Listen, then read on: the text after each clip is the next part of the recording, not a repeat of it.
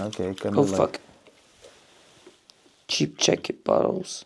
And I got very obese, very fat. Yeah, I mean, I didn't like myself at all at that time. And I switched to video games and food. I had, and I still have to this day, something inside me that told me I could do something with myself and I needed to do something with myself. You decide, you are the receptor of the information, Yeah. and you decide how you want to interpret it. And there's always a way to rewire your brain for it to be motivational and some more fuel to the fire. I mean, without posting, you won't go anywhere. I need to do better at that. What does it mean, the RD in your name? Maybe I would Yeah. RP 10 each bench session. If you quit, you need Yeah. to build onto that. If you quit for quitting because you're a lazy fuck, it doesn't work. Welcome, ladies and gentlemen, to first English podcast Quit and Build Show. Here we are with Alex Naudin. Did I pronounce it right? Not so much, but it's fine. It's Yep. Nuden. Nuden. No, okay. That's too French for you. Yeah, that's yeah. He said he's a French speaker. Yep. Also, EPF speaker, lifter definitely, Yep. and coach. Yeah. Did I say everything? I would also hope to be an athlete, but Yeah. not yet, I guess. Yeah. Yep. So athlete, coach, and French Federation, EPF and IPF, both commentator and speaker. Yes. So let's slightly get inside the lifting part. But first of all, Yep. I always have some funny question for I'm down. introduction. Okay. Do you know how many baguettes are eaten by French per year? By single, for every single guy. Like so you mean by person or Yeah, but on all of France? by person. Per person. I like search it or just ask ChatGPT because I don't want to calculate this thing. I'm gonna say You can say 120. you are pure Frenchman.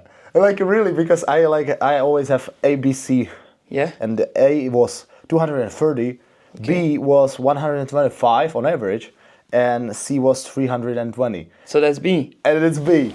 It's like he See, I'm is French. competitive in every aspect of life. Yes. He is French. First question, got it. Like, yeah, that's true. Man, let's talk about the lifting now because it was just for relaxation, and it's for fun. So, I hope you will understand everything. If not, I wouldn't do the subtitles because I'm not an English speaker. When I was born, I didn't understand English. You neither will manage. Yeah, that's true. So, you have written down squats of 245 kilos. Bench press is 160 and deadlifts 277.5. Yeah, these are my kilos. best in competition. Yeah, but it's not right now. I hope I've made some progress. I've squatted 250 multiple times, benched 165, and deadlifted 280. Okay. But I've switched my training style to 5 SBDs per week. That's And great. it seems to be working, so we'll see. But shout out to my coach, Corentin Clément. Yeah, about your coach and how is it possible to do 5 SBDs per week, because it's crazy, man. I mean, if you think For about Czech SBDs people. as singles, then yeah, it's crazy. But sometimes I have 4x6, then 4x8, and 3x5. And it's not hard every session. Some sessions I don't go over RP7, for example. So it's a question of balance and management in terms of intensity and overload and progressive overload and the overall workload I have. But it's doable. Okay. As we can see, you know a lot of stuff about all this. You are also the personal trainer, or not personal, like you are the online trainer, or do Yeah. some. I do both in-person training and online training. Okay. But most of my athletes are online. But I have the chance, I am pretty lucky, I have my own private gym. It's not a commercial gym, it's my own place. And I train with some of my athletes. So shout out to the Mill Squad, it's the name of my athletes. I love them. And it creates a great vibe to train. We are like 10 to 12 inside the gym, but I have 30 athletes at the moment. Okay. Hey, and how did you get, like, because you've, as you said with English, you had to learn how to speak English. So how did you get to powerlifting? Because those things wouldn't be possible without those first steps into Yeah, the powerlifting so- or the sport. Have you started? Was you the were you the person who always did some sport and then just got into powerlifting, or what was your journey? I'm gonna be honest. That's When I your was time. a kid, from 3 to 14, I did horse riding. Horse. That was my sport. Okay. I really love horses. I've worked with horses for a long time. And then I got injured while doing sports at school. We did football and I got really injured, like pretty bad, to my ankle. And to this day, it is not perfectly fine. This is why I squat with heels. Okay. It's because I don't have the same mobility on my two ankles. And I got very obese, very fat. Yeah, I mean, I didn't like myself at all at that time. And I switched to video games and food. These Okay. were my only two comforts. And then one day I just woke up, looked at myself and said, that's not really possible anymore. You have to get your shit together, man. And it was hard accepting myself, and I tried to portray myself in a different way that I was inside. So it made for weird social interaction. I was not feeling myself at school with friends. So I completely switched, got into the gym, and got from there. Yeah, what was going through your mind during those times? Because, you know, I also was in a similar situation, so I'm curious how you dealt with those things. The thing that helped me a lot is because weight is weight. And when you improve in weight, you know you've got better. So it's like a fact, and it helps with my mentals. When I lose 1 kilo, I know I did something great. And when I gain weight on the bar, I know I've done something great. And it helped me a lot rebuilding my confidence. And I also like the fact that it's an individual sport, so I hold the responsibility on myself. Okay. But I get to enjoy it with other people. Okay. So it's my responsibility, but we can act as a team to support each other. We benefit from each other, but we don't depend on each other. So at the beginning, it was just fitness, muscle strengthening, and then progressively I got into powerlifting because I met with someone that is called Guillaume Jean-Marie Flore. His nickname is Tyson. He's one of the best 93 in France, if not the best. He'll be on Team France for World, so shout out Tyson. And he's the one that got me into powerlifting. It was during COVID-ish, and I saw him deadlift 300 kilos or something like that in the gym.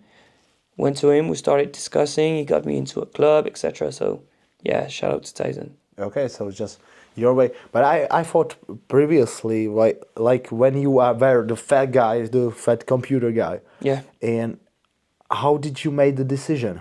Like, because, you know, there are plenty of people who are struggling with the same shit. But at the end of the day, they are doing nothing. How would you encourage them, or? I would tell them to quit and build. Yeah, that's really cool stuff, man. Yeah, I mean, you need to find inspiration everywhere. I have something inside me that I had, and I still have to this day, something inside me that told me I could do something with myself, and I needed to do something with myself. So if there's the fire inside, you can find inspiration everywhere. So I watched some YouTube videos. Back in the day, there was like Thibaut InShape is a huge fitness YouTuber in France, Lazar Angelov in the US, and I found some sort of motivation from that. And also in the video game world, there was a famous gamer that is called Doug Martin, Sensor. He was on FaZe and he was doing both video games and fitness. That was very inspiring to me because I thought that was conflicted, video games, fitness. And I saw him doing both. I'm like, I kind of like that guy. So I got that also from him. And my dad has always been fit. Like, and he's done multiple things. He got into the military. He did bodybuilding, judo. So he was a very fit guy. And one day I went to him. I told him, what are the ab exercises I can do in my room? He showed me a few. I did them for 1 or 2 months. Told him, Dad, can you come to the gym with me? I need to learn. He said, no. And then he said, yes. And I was so happy that day. And the first day I went to the gym, I stayed there for about 3 hours, you know, just tested every machine. The day after, I felt like shit, but I was like, we need to go back, Dad. And then we started when I was 17 and a half, and we went 3 times a week, but it was the best days of the week. It was Yeah. awesome. So yeah, I love my dad for that. And your training plan, or did your date plan something to you what to work out on? The first few months, yes, I Okay. just followed my dad and did the same thing. Then we discussed, we confronted ideas. I learned from him, he learned from me, I learned from YouTube, but it was bullshit at first. Which it was movement, no training. Yeah. But it started to I mean, we put something together that made sense at the end of the day, and I progressed. He got into even more shape, so I was like, I need to be better than you, Dad. And we started competing in bench press, like not in real competition, Yeah, but yeah. with each other, and that was pretty funny. So yeah, my Okay. dad helped me a lot. And then you met the guy. With how long did you were you training until you started powerlifting? I think I met Guillaume when I was 21 or 22, so I did So 5 3 years, 3 years on my own with my dad, then 1 or 2 years in another gym without my dad, and I met Guillaume. Okay. And you started the training by like he programmed you some. No, it never programmed me, but he asked me if I had a coach, and I looked up to Corentin Clément, which is now my coach, and he advised me to message him and start being coached, and Okay. that's what I did. So we can slightly move forward because we kind of have your background. I know there will be Yeah. such like more things to say about you course. because I personally know you just like for 14 days actually. No, Yeah. more than 14 days. But Last year's competition, yeah, and then this now. competition. But I feel like I know you way better than I really know you. So it's like, yeah, it doesn't matter. Just I mean, your I wanted to say, like, it's already an honor for me to be here and for you to want to interview me. So yeah. he's the guy, really. No. Like that's not for me because I'm really egoistic at the end of the day. So, But I like your motivation, and I get inspired by that. Thank you. So that's why I wanted to say yes. And even though it's pretty late at night and we trained before, it that's was a long true. day of competition. No, I wanted to give you as much time as you want. I'm the lazy fuck, He's the lazy fuck. I'm the lazy fuck. He's keeping training. That's crazy. That's crazy. I don't. Oh, okay. Now he does 5 times per week SBD, so I am the lazy fuck. At the end of the day. So yeah. I mean, if it works for you, it works for you. Definitely. Now, let's move on. Yeah, your powerlifting journey. How we started some beginning, and then how did you get to your own squad? Let's call it like that. To your own gym. To you decided I want to Okay. be a coach because it's kind of your profession, isn't it? Absolutely, yeah. Yeah. That's my full-time job, but I'm my own boss, quote unquote. But that's my full-time job. This is where I get my money from, and I make my living. So when I started powerlifting, I was working in hospitals, in psychiatry, and with rehab. Okay. But I also wanted to be a coach, so I got a license for both. I got a health-related license and a sports-related license, so I can work in both fields. And the more I discovered both, the more I wanted to work into both. So I did that. So I worked for about 80 hours a week doing both and training. So that was hard, but that was fun. And then I had to quit my job to do more of this, the commentary and speaking, because you don't get as many holidays as you wish. And in terms of training, when I started powerlifting, I already knew what squatting was because I've been in the gym for more than 4 years. So I squatted 175.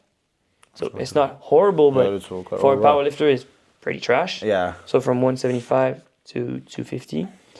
I benched something like 135 maybe.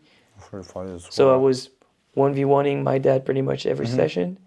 And I've never deadlifted before, doing RDLs, but before powerlifting, I've never done deadlift. So at first, my deadlift was very, very bad. And to this day, I feel like it's pretty bad. And I regret not training as much my posterior chain back in the day or starting deadlift earlier. Because for a long time, I had to squat above my deadlift. So I squatted 240 kilos before deadlifting 240 kilos. Whoa. Okay. But now it's like way Yeah, now higher. 250, 280. It's pretty... Yeah. pretty well balanced. I feel like I don't have any unbalances. 250, 165, 280. I feel That's like it's alright. fine. Maybe deadlift is on the low end, but it feels pretty balanced. Okay. And But everything is bad. I need way more. definitely, yeah, that's a hunger we need. Yeah, Amen. like definitely. And so, you decided to be coach and a speaker. Yeah. How did you get into the speaking part? Into the speaking part. How you discovered you like it? Because Okay. you don't have any or much opportunities during a normal day when you are in a hospital or just hey, I want to be a speaker. In other domains, I had already done some sort of public speaking.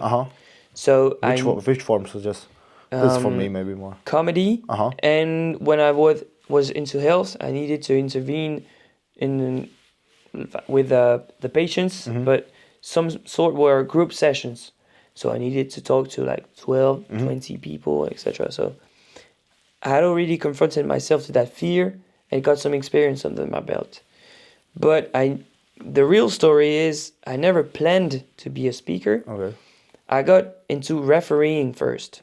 So I was a competitor for 2 years and asked the president of my league in France, I want to become a referee. So I went, passed the written exam, was fine. I did great. Then the practice exam, got it, and I couldn't train at my usual gym because it was closing. And Panayotis Tarinidis, the champ you all know, asked me like, where are you going to train tonight? And I told him I actually don't know because my gym is closing. And he told me like I could come to his gym to train that night. And I met a lot of people. So shout out to Rick Andy, the Final Solution. I met Arthur. I met Valentin Cure. I met a lot of people. And Pana's brother, Alexandre Tarinidis, was the GOAT of the commentators and speakers in France. And he was doing gigs for the EPF also. And we became friends. So huge shout out to that guy because he's the one I know him. that got me into that, and you actually know him.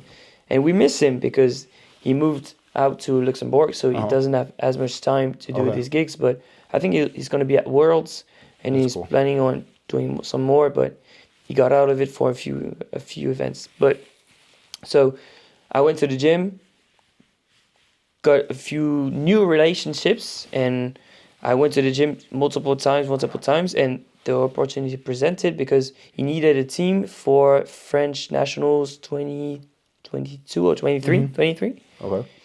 And that was my first tryout. It was sub-junior and junior nationals. So I tried with that, did fine. So I got into Nationals Open, did fine also, and I was on the team. Okay, you were on a team. And since he was in the EPF and the treasurer of the French Federation is the treasurer of the EPF, one day they just asked me, do you speak English? I said, yeah, I kind of do. Are you really good? I hope to be, but I can still better myself, but I'm fine. Okay, do you want to try out for the EPF? What do you mean? Oh yeah, there's going to be the University Cup in Nancy. It's held by the EPF. We need an English speaker. It was not commentator, it was speaker. So it's easy. You need less words than the commentator. So Definitely. it's easier to get into. And I said, yes, definitely, I'm going to try out. So it was my first experience in English, 3 days in Nancy. It was fine. So I got another job, and it led me to here. Oh, you're there. So basically, I got lucky, and I need to thank multiple people. My dad, Guillaume, Alexandre, Pana, Anissa. So yeah. So basically the whole Salon Worker crew and Guillaume and my dad. Okay, like Équipe. that's it. You'll need to show that in the video. Yeah, I will show every single person. It will be really hard because you said it in, like with a French accent or just French. So I would not have that. You I will just said have names. to write those because I want to show like the pictures, but that's for another story. I'll show you their Instagram if you want. You said you got lucky. I don't think I did get lucky. That's Okay, 100% sure. That's on one side, but on the other hand, you must put some your work. Absolutely, yeah. Yeah. What kind? How did you improve yourself, or just?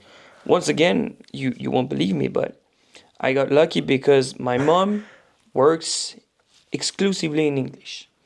And when I was 4 years old, she got me into English classes.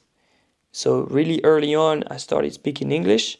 Maybe I don't have the best vocabulary. Maybe sometimes I stutter, etc. But I can understand English perfectly fine. And my accent is not the most French accent.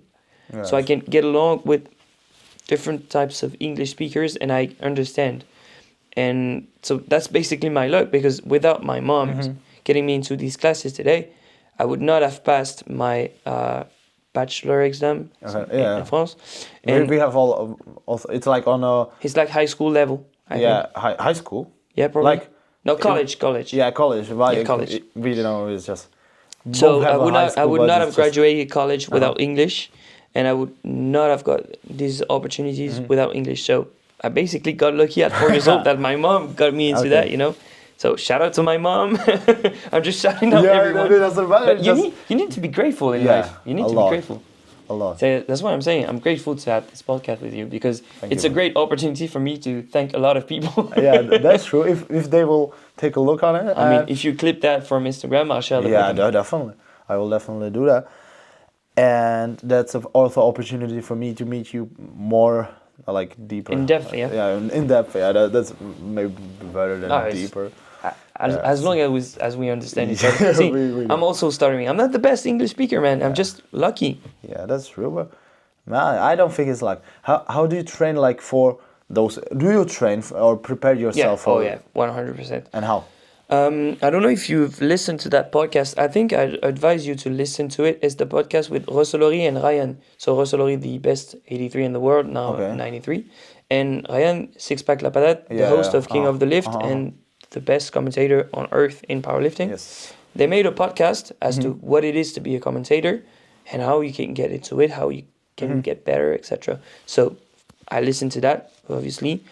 I've been listening to King of the Lift every preview show, Yes. etc. So I'm familiar with the terms. Sometimes in my car, I'm practicing pronouncing the words. And before every competition, I try and look at the nominations, get into their Instagrams.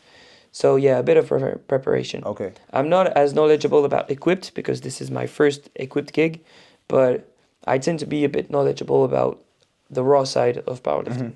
Yeah, that's really cool, and I think I will get inspiration from that because I like Matt or just was searching through what's the name, King of the Lift, Yeah. because that was the reason why I started this podcast, because it's like, whoa, that's cool, like maybe we can bring some more attention to the athletes and everyone else Yeah.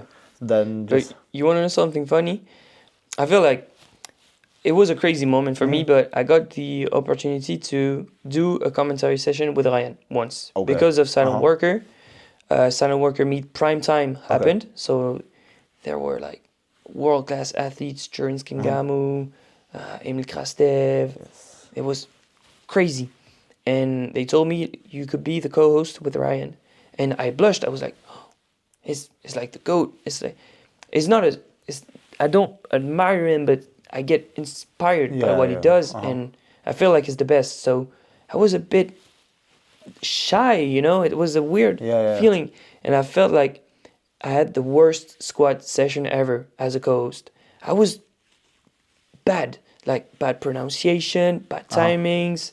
I took the lead when I shouldn't, etc. And he was so kind about it. We just discussed it in the break. He made some just quick feedback. I got better. I was like, oh, he's really good at what he does.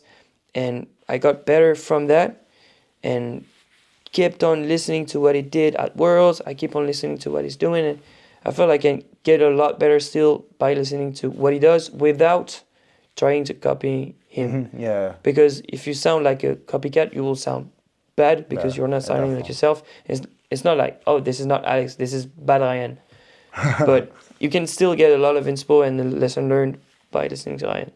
Damn, that's really cool. Like to hear those things is you have to be yourself. Definitely. 100%. On the side. Because I once asked a guy who does our mat. You don't know. It's like final on the high school.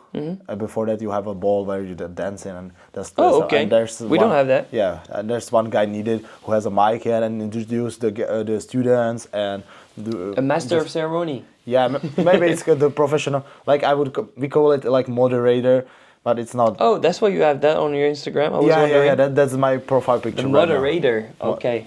Yeah, it's like maybe I can switch. Smooth moderator. That's something different. And I asked him like, "Hey, what should I do to improve my speech mode, to improve myself?" And he just said, "Hey, be yourself," and that's all. That's true. But I don't think. I mean, that's a huge part of it. That's a huge part. And the guys of the EPF media team told me multiple times, like, you can be yourself. Don't try to copy anyone. Yeah. We need multiple types of voices, accents, because it's an international federation. So at first, I wanted to sound very English or American. And it told me, like, sound like yourself. We need French. We need Italians. We need Czechs. We need everyone because it's an international federation. And that got me a bit more comfortable. So shout out to Eric, Richard, Andrew, Ben. everyone from EPF media team. Yeah. Definitely. And how did you like keep yourself also in this society? Because that's like for me. Do you know what I mean? Like, Not really. Not really. Okay, I can like explain it more. Like being yourself in this world. Oh, okay. Where everything like pushes on you and. That's gonna sound. It doesn't matter. Be yourself, man. Yeah, you're right. You're right. But when you've been through tough times, you know what it takes to be alone and feel fine by yourself. And once you've gone through that, it's not like you're unbelievably strong, etc. You're not indestructible, but you know how to behave by yourself. If you're good by yourself, you'll be good surrounded, and you know who to choose, who not to choose. And if you don't feel like yourself in the room, just walk out the room. You are fine by yourself. So you don't need to be in that room. You don't need to be in the room. Yeah. Yeah. I mean, if you don't feel fine here, just No, it's Go. alright. I'm fine. no. I'm not talking about you, but I've been like when I was the young kid, like pretty fat, glasses. I had long hair, no friends, got bullied, got beat. Yeah, really? Yeah, Like, not pretty bad. okay. Can you just Yeah, I tell can talk more about about it because it's really interesting. When I got injured at school, the thing I talked about earlier, it was in sport, but it was because I was me. I was the fat kid with glasses and long hair, and they played too hard. They broke my ankle. Okay. I got back to college with I don't know how you call it, but the thing. So what? Yeah, I don't know the word, but whatever. I know. And they put me down, just kicked me Okay. when I was with the caster on my head. That was bad. So yeah, I got beat multiple times, but moved on. And that How you it takes a dealt lot with of that? character. Yeah, it definitely. Like it creates you, but how you dealt with that? Like it's. Like, At the time, very bad. I mean, Yeah, no, and I hid it from my parents, etc. I didn't want to talk about it because I felt ashamed. But I mean, it was not my fault, and now I know it, and I do not regret any one thing I've been through, because if you feel confident about who you are today, if you change one thing from the past, you don't know what you would be today, because there's a snowball effect to anything. And if I change one thing bad that happens to me in the past, then I change the reaction I had from it, the reflections, the new behaviors, etc., etc. So I would not be me here today. So I don't regret feeling that and having to went through that, but I don't wish that on anybody either. But it was a character building period of my life, and now I'm here, I guess. Yeah, that's really. And also, I don't know if you know this saying, but I don't know who is it from. I'm quoting someone that I don't remember. It's not my saying, but you become the adult you wish you met when you were a child. Wow. Do you know that saying? Yeah, I think like it's something along those lines. But you become the person you needed when you were a child, and I strongly believe that. That's really like cool. I don't know how you feel about it, but I feel like it's a great quote. Like, I meet your words like no, it's not the English word for that. Doesn't No, matter. I get what you're saying. You get what I want to say. And what if I were the guy in your skin the days and just but chose a different path? Or like, I'm standing right off the cliff and just watching down and like asking myself, hey, does this make sense? Or what would you advise the person? I mean, that's a deep question, but it also depends on the context. Who's that guy? What does he like? What does he aspire to be? Yeah, maybe. Who surrounds him? Okay, It's a question of context. Yeah, it's you back then, but on a cliff. Like I said, I always had some sort of fire inside that told me you can be something. You might not know what yet, and maybe it's not what I'm today. Maybe it's later in the future. You have something. You have some sort of will. Now it is tough. Tomorrow is not guaranteed, but tomorrow could be better. So if you do something of yourself, tomorrow will be better. So what can I find today to make tomorrow better? So on some days it was just video games and food. On some days it was a conversation with my mom. On some days it was a gym session. Some days it was a walk. On some days it was horses.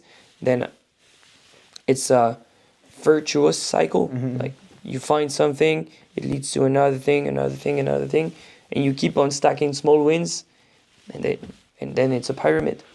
Yeah, that's really cool. Creating the pyramid of. And I've watched a lot of cringe motivational videos, but even the David Goggins, etc.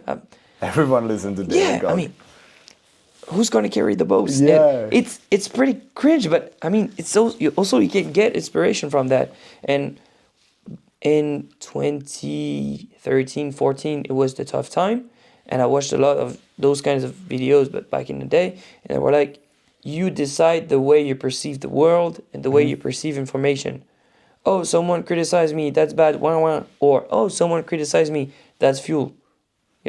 So that would also sound pretty cringy, but you decide. You are the receptor of the information, and you decide how you want to interpret it. And there's always a way to rewire your brain for it to be motivational and some more fuel to the fire. If you decide that you're going to be broken down or whatever, it's going to happen. If you decide you can be strong and you can rewire your brain for the information to become motivation or just feedback, you can.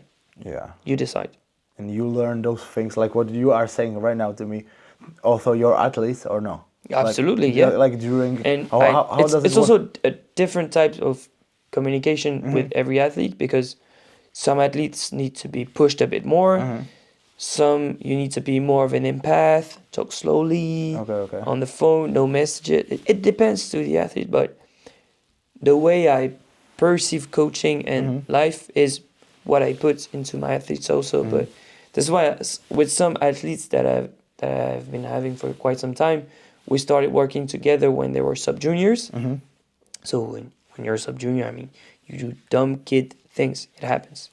But when they were out of line, I told them, like, we are building something, not just a program and you move on.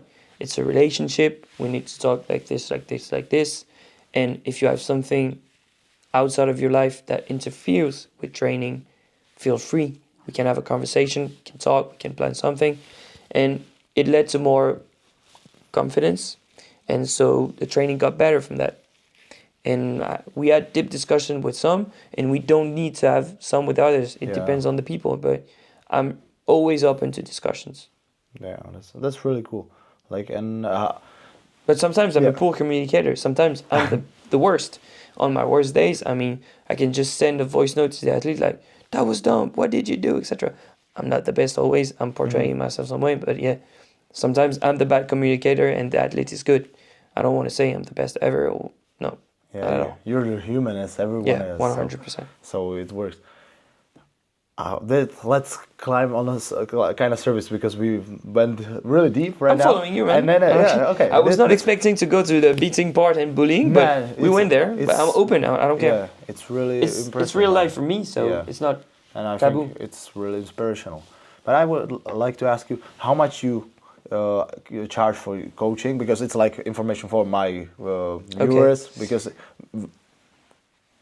we have good coaches in Czech Republic, but maybe in France they could be also one of them. So I mean, it also depends on the market. So my price is based on what I provide and the market. It's a mix of both. So the market might not be the same here. I only know 2 of your coaches. So who do you want, if I can interfere? Which coaches from here you know? I'm not going to name drop because one of them, I don't like him. I don't hate him, but I don't like him. You don't like it. And the other coach? Yahim. Yeah. Yeah, that's true. Okay, back to the topic. Back to the segment. So my price is based on the French market. So I'm 140 euros per month. So with that goes the program, individualized to a T, and the daily feedbacks. I guarantee up to 48 hours in terms of response, because you never know with transportation, a holiday, whatever. But 48 hours maximum all year long, and no subscription. If you want to get out, you get out. So it's 140 per month. You pay at the beginning of the month. If you want to get out, you get out. But the people that train 6 times a week don't pay extra compared to the people that train 3 times. 3 weeks block, 6 weeks block, it don't matter. It is up to the athlete and the coach. We decide. And if you want a call, we can make a call. We can plan a call. I make daily feedbacks even when I'm in competition. And when I can, I go to the competition to handle my athletes. If I can't, then we program a call with the person that is going to be handling them. I provide them a game day, midday plan, whatever. Okay. And we discuss in advance. Okay. And how it's possible to make this your living? Obviously, you need to promote yourself. But at first, I was moving a lot. So I went into multiple gyms, multiple clubs, and met a lot of people, and started with like 8 to 10 athletes. And they marketed for me, I guess, because they talked about me to other athletes. Yes. So it's word to ears. I mean, there's a French saying, it's like, c'est le bouche à oreille. Le bouche à oreille. So it's like word to ears, mouth to ears. Yeah, I know what it is. And they promoted for me, I guess. And when you work well with someone, they tend to tell other people. So I basically grew my Instagram and tried to promote my coaching. And thanks to my amazing athletes, and I thank you a lot, the Mule Squad, now we are around 30. It depends. We go from 26 to 32. It moves. Yeah. But we have a pretty good roster. Okay.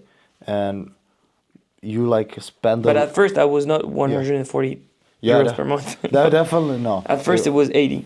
80. And the people that started with me when I was 80 are still 80 to this day. I'm not penalizing loyalty. Okay. Now I'm 140, but if you entered when it was 90, you're still at 90. If you entered when it was 110, you're still at 110. Oh, that's really cool. And you're never gonna increase. I should tell this to Joachim.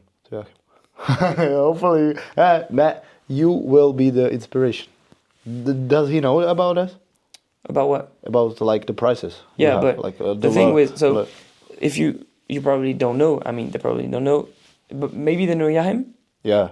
So Yahim is one of my athletes. I'm so happy about it because. Sorry. That's fine. I know. So yeah, they might not know, but Yahim is one of my athletes. It's been 7 months, I think.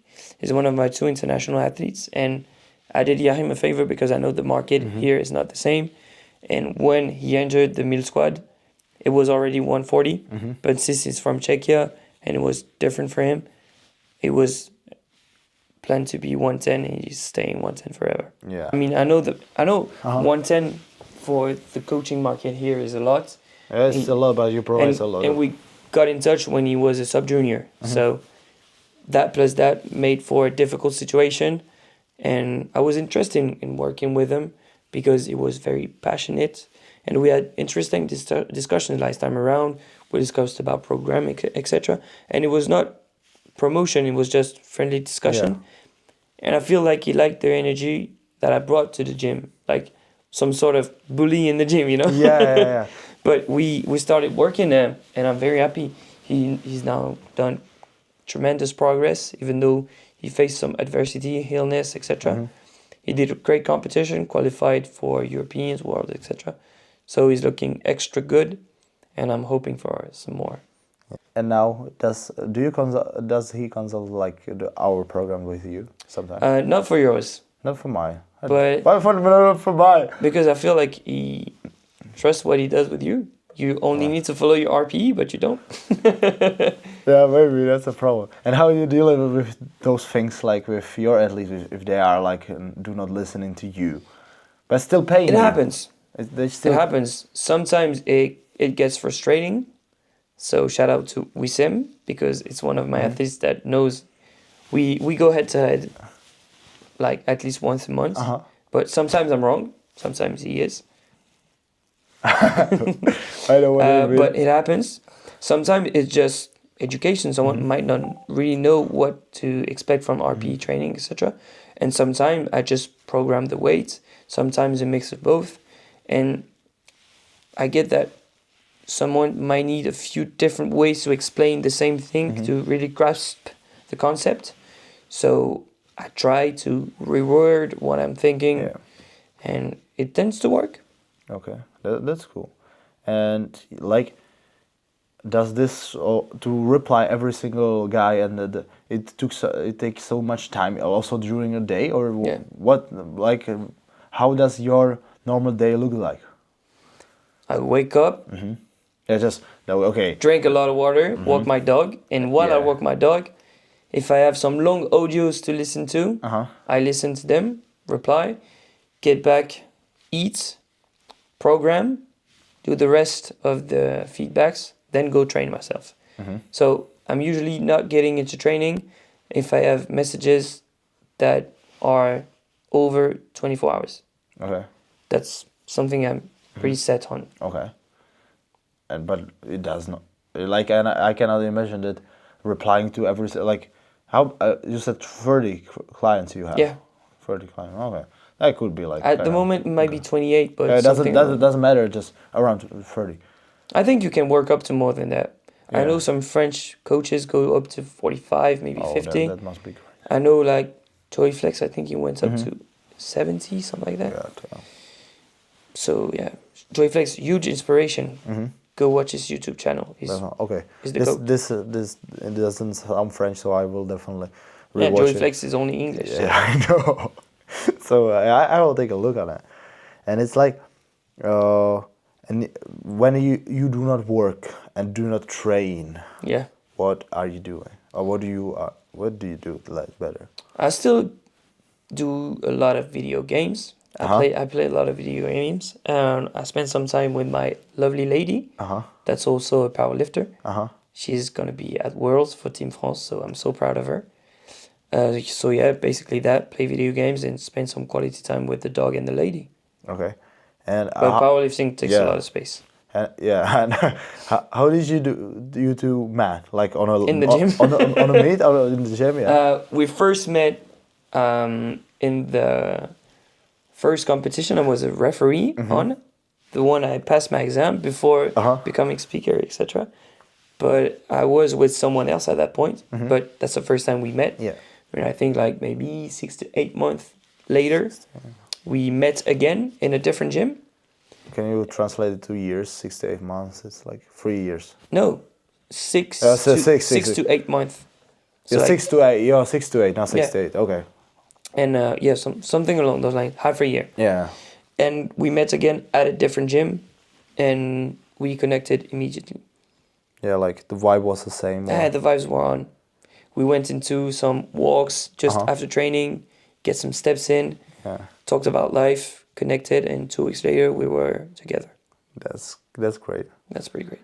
Yeah, like, and you lived together, or? Yeah, we basically shared the same gym. Yeah, I kind of know that stuff, but it's maybe Yeah, no problem. for the viewers. So Yeah. So we invested in some combo racks, barbells, plates, and we have our own gym. We have 2 combo racks, 2 deadlift platforms, 3 bars, and about 1,000 kilos. yeah, it's really cool. And she is also like 100% athlete, or she's doing something. She has a full-time job on the side. She has a She doesn't coach. Uh-huh. She's done some game day coaching with some of my athletes that she knows well and some of her friends, but she doesn't want to be a coach. She's an engineer, so full-time No. engineer and full-time athletes also. That's crazy. Yeah, she did something great. She won what's called the SBD Showdown in France. It's a great competition put on by SBD France when there's a strongman, straight lifters, weightlifters, and powerlifters. And she won the powerlifting side of the competition. Oh, So she's getting sponsored by SBD for 1 year, and she got onto Team France because of the result of that competition. that's crazy. Yeah, she's awesome. That's really cool. Like, yeah, I'm talking about competitions in France. How does like normal competition look like? Because in Czech Republic we had a great nationals this year, but I think there's still much space to improve. So maybe We are very lucky that now in France they understand a lot the value of social media. So we have photographers, videographers, and we have a media team that is up to the international standards, even more sometimes. So Melody and André are have 2 different roles, but are 2 very important people in the media team in France. So Melody that is doing the good lift here and that competed today.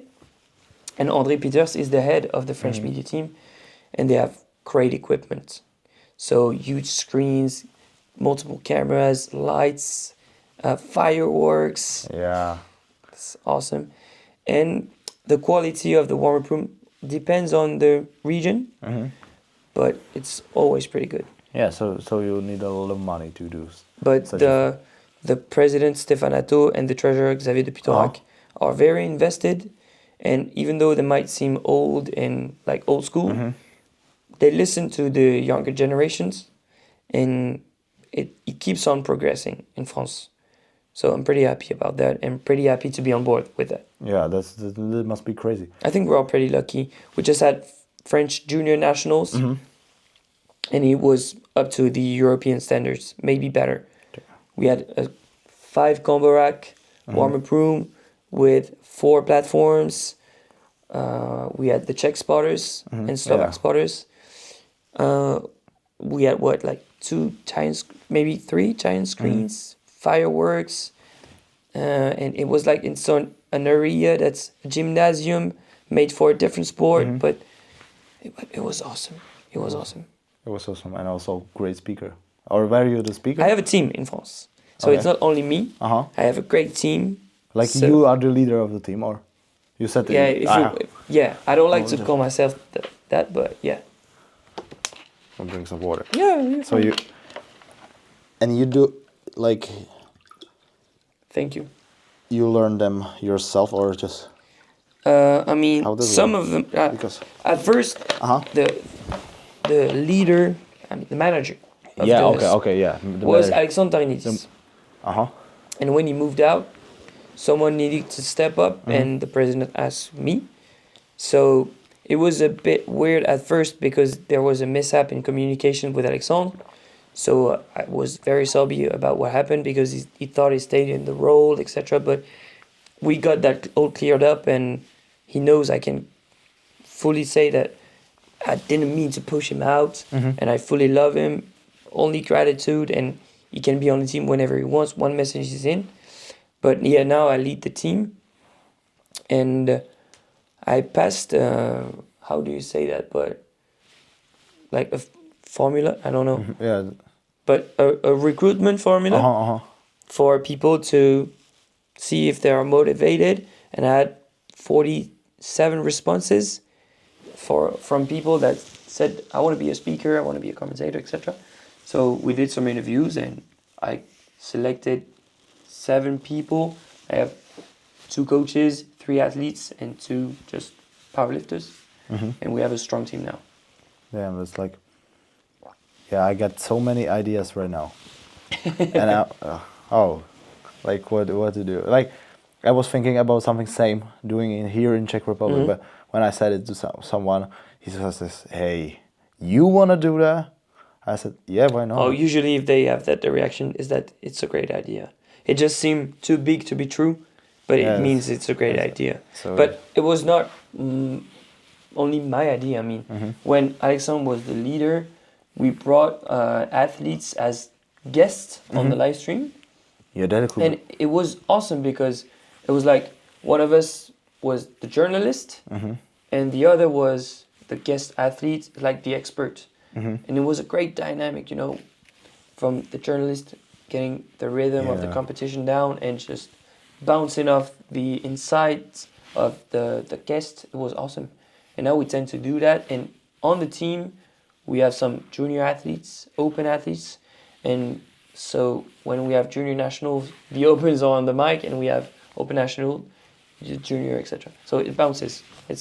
It works. It works, yeah. It's damn. Like, hopefully, I will remember those ideas because right now I'm just. I'm full of ideas. But also, I mean, we can like get inspiration for. Yeah, 100%. But also, we are lucky that they are okay with spending their time doing that. And we also had the manager of Team France, Cyril Vaillant, is the head coach. And he went on the live stream with us and commentated 2 sessions, I think, at Junior Nationals. 8 flights, gave his insight, what he's looking at, what are the nominations going to look like for Costa Rica. It was so interesting for the people at home. Yeah, definitely. Imagine like you're just a cousin or a friend, you don't know powerlifting, you tune in to the live stream and we have one journalist that's opening every lift and you have the head coach explaining what he's looking at, what he wants out of a lifter, what could be the interest of such and such and such. So it's so interesting. Yeah. It's more than just 2 people talking about powerlifting. We need to grow our expertise and redistribute it to the viewers. Yeah, but definitely, because they don't know what's going on the plot. We still have a very niche sport, and so we need to grow our own expertise. This is why I passed the national exam for refereeing, because I think it makes me more reliable and more of an expert on the live stream. And the more experience I can get, the more guests I can get, the better for the next live stream. So I'm always happy to have new people on board, and this is why we brought you on board. Yep. So because my guy over there went on the live stream twice for the EPF. Now it's my time for be grateful, be grateful. Yeah, shout out to. I mean, EPF you deserve team, the opportunity. What? You deserve that opportunity because you worked here in your federation. You did something great for your federation. It showed motivation. It showed hard work. It showed something. Thank you, man. It was not just, oh, this guy, come on. Yeah, that's like. We took the guy that worked for it. Thank you. Yeah, you also influencer. That's true. Nah, come on. Yeah, you are. Or no, just the only you thing are sponsored by a brand or just by the company. Brand of supplements. Yeah. NutriPure. They're awesome. Yeah. Great quality. Yeah. Do you have something like some vitamins in here? Yeah, of course. May I take a sip? Oh no, it's not. It's it's not like that. But I'll show you. Show us. I can make you try something though. Okay. Is it a pre-workout? I don't want a pre-workout, man. Oh, you gotta buy some stuff. Hell yeah. Up. You can try that. Okay, I will. That's called a long distance bar. NutriPure. It's basically carbs. Okay. It's like a good pre-workout. Yeah. Creatine, vitamins, magnesium, Cool. Yes. zinc. Yeah. It looks good. Easy plug. That should be my T-shirt in here. Yeah, that's your problem. That's your podcast. I told you. That's true. It's tasty. Nice, tasty, right? But you should. I have to ask you something. to keep you talking, and then I can eat it because they are not interested in me eating something. Good. No. So how did you get to those? You tell me off screen, but Yeah. tell also others. How I got this sponsorship? I mean, How you can get a sponsorship as a powerlifter? Because Okay. they can be also inspiration for our athletes. Okay. Because they are not sponsored, they're just doing, and they have a reach. Oh, sorry. So first of all, you need to post. I mean, without posting, you won't go anywhere. I need to do better at that. At one point, I was posting 2 to 3 times a week and stories every day. Right now, it's only stories every day, maybe 1 post a week because I want more quality, but sometimes I'm being lazy. I mean, I need to be... Yeah, it happens. I need to be posting more, but for that, I've got someone on my team that does montages, and he's awesome. So shout out to Ilan. My man is doing shout outs to everyone. But yeah, Ilan is awesome. He helps me a lot with the montages. But you need to post, and I was sponsored by another brand. I had a 3 months contract that was renewed 3 times. But at the end, I was not very satisfied with both the quality and what I was getting in return. And this brand was top notch in terms of quality. I didn't really know what they value in terms of productions of content, etc. But the quality is top notch and everything is transparent and very clear. Where does the product come from, the sources, etc. So I just sent an email. Here's who I am. Here's what I can provide. See, I've done that. So in terms of post, in terms of reach. And they said, we're not sure if we are very interested because I didn't have many followers, like 2,000. That's not a lot. And I told them I'm going to be at a lot of competitions. I'm going to be making this, and that. And they told me, grew to that amount of followers in this amount of time. We know you'll be serious and get back to us. I did that. Got the sponsorship for how much 1 year. they needed? 500 more. Okay, that's That's not horrible. Yeah, that's all right. So just... And you did it without, like, sorry for interruption, but without those, hey, I have to reach for top 500. No. That's cringe. I hate it. No, I won't ever do that. See, sometimes I'm too much of a perfectionist and sometimes I'm not enough of a perfectionist. But when I need to be making content, sometimes I have a script and I'm repeating the same sentence like 10 times because I want it to sound better for the video. Yeah. But yeah, that's... So basically they agreed to sponsor me for a year and they provide a value of 110 euros of product per month and then commissions on the sales with my RD10 code. Yeah. What does it mean, the RD in your name? It's a secret. Nobody knows it, just you. My girlfriend. My girlfriend knows. It's like RDL. RDL coach. Or RPE. It depends, but I get that joke a lot. No, either RDL or RPE. Yeah, but it's not. No, it's not. I'm really curious right now. You won't ever know. Why the other Alex is called bad? No, it won't be there. Just kidding. I'm wasting battery on that. Okay. So maybe that can be really like inspiration also for our athletes if they are still watching. If there's a Czech brand of supplements, they should be sponsoring Czech athletes. That's true. We got one, but I'm not sure. Yeah, I know the owner personally. Da-da! Make the connection, bro. Get to work. Yeah, maybe. You know the person. What are you doing, man? And now something really deep because you said you're happy with your life. Yeah. But imagine you would die 6 months from this day. Yeah. What would you do? Or would you change something? No. No. And that's what I like to hear. You are like my fourth guest. Or no, fifth. Yeah.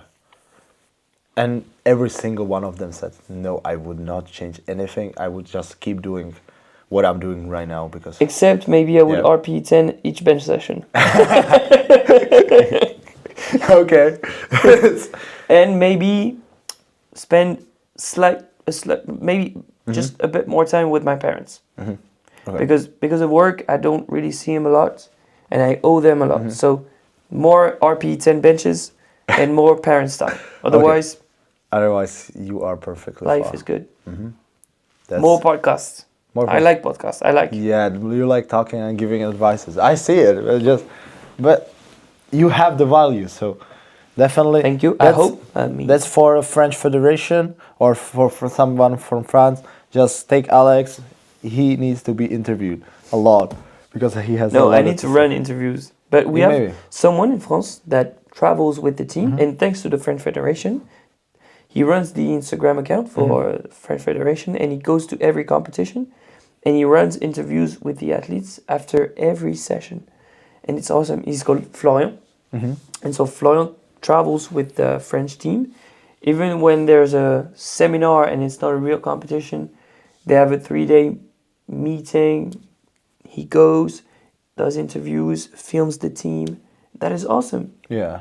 And the federation understood that this provided value because people could look at Team France, experience the thing with them, and feel a part of the sport. So they have a guy, and he's awesome. This show is named like Quit and Build Show because you mentioned a lot of your Quit and Build Quit and Build moments. So there are some more of those. Oh, absolutely, yeah. Yeah, tell me some more. Some of them. What can I tell you about? I mean, the first school I got into after college was school to be a nurse. Okay.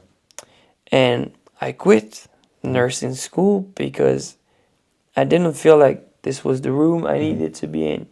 Because the way we were treated as nurse was horrible. And because of budget issues, the way we were treating people was also horrible. So it was a weird situation.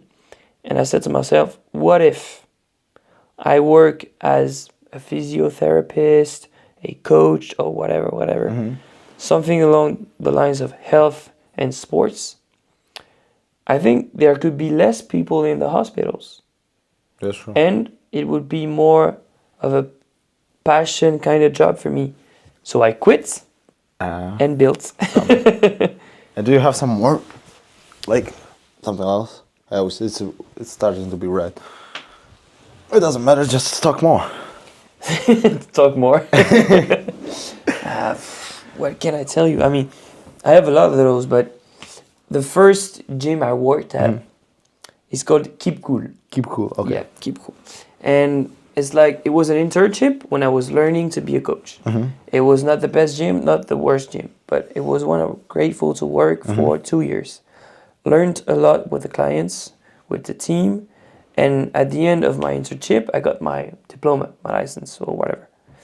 And the salary they offered me was so-so. I told them I was expecting this. You're very far. Can we meet in the middle?